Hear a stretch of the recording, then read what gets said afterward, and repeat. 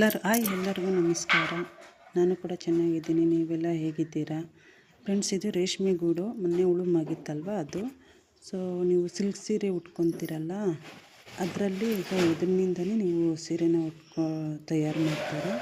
ಇದನ್ನೆಲ್ಲ ಮಾರ್ಕೆಟಿಗೆ ಮಾರಾಕಿ ಇದನ್ನೆಲ್ಲ ತೊಗೊಂಡೋಗಿ ಅವರೆಲ್ಲ ಕ್ಲೀನ್ ಮಾಡಿ ನೀಟಾಗಿ ಇದನ್ನು ದಾರದ ಥರ ಮಾಡ್ತಾರೆ.